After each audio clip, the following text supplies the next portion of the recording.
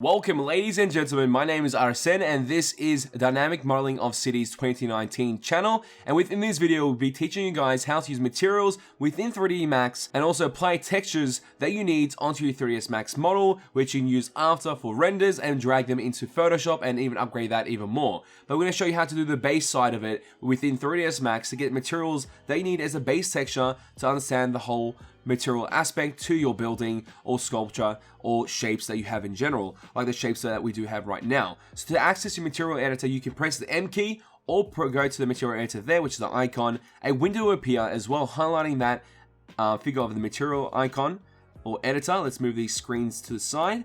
And then from there, you do have quite a bit of options. So you've got the view 1, which highlights all the materials that you can play around with, the material parameter editor, and also the browsers for the materials that you'll be using. So you can choose a couple of materials. There'll be some base materials like scanline materials, some basic maps they can utilize as well, like marble, wood, there's smoke effects as well. There's a couple of options that you can choose from they can utilize for materials within the program itself. But what we're going to do today is use ink and paint and then create that as one of the objects they'll be using.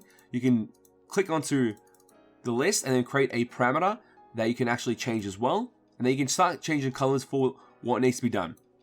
So in this case, we're trying to go for a light texture for this blue to create some glazing for this building. If we had to imagine the inside of the cone being the glazing and the outside cone being like a frame for the device or frame for the building itself, we're going to try and play with the colors scheme here and also decrease some of the transparency options when it does come up to us.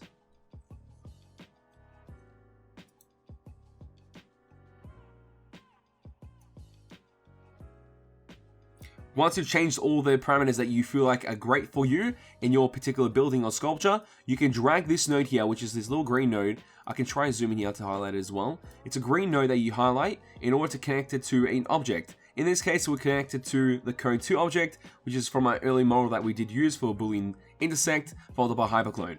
So we can do that and it gives it that blue tint or the blue color for you could use as glazing, and they can also mix that with other colors and other materials. There is a gloss figure, I'm pretty sure, they can utilize, if I'm not mistaken. If not, you can do a blend and then highlight a different way of doing this, which will be highlighting multiple colors. So you usually want to open the material editor as much as possible to make it easier. Then what you do is change one color here to maybe advanced wood, and then hopefully it highlights that.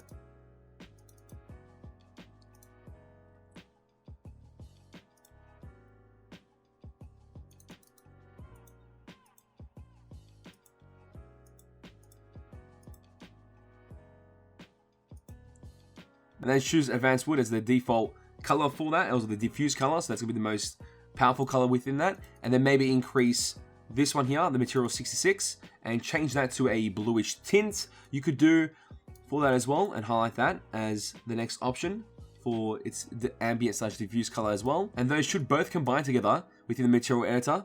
And then zoom out from here, modify that, then place that node onto the box 001.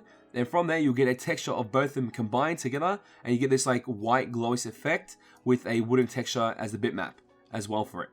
So there's a couple of options with the material editor to use. You can change gloss effect from here.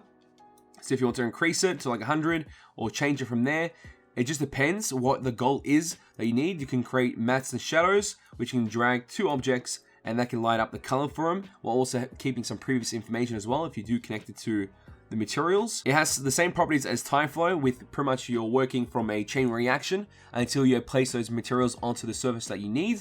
But once you've done that, you can create some materials that you need in order to create a render for your final presentation or a quick SketchUp or quick model before you take it into Photoshop to render it even further. And that basically covers the material editor. It's very simple to use. It's pretty much point and drag from one thing to another, and then you drag it to the object, modify the colors you want. But you do have options to do blends, composites of materials and colors and bitmaps that you can download into the program and also utilize that as well. It gives you vast options to utilize within the renders and materials that you can apply on your sculptures. But that's all you need to know from 3ds Max Material Editor, and that is all for this video. I'll catch you guys later.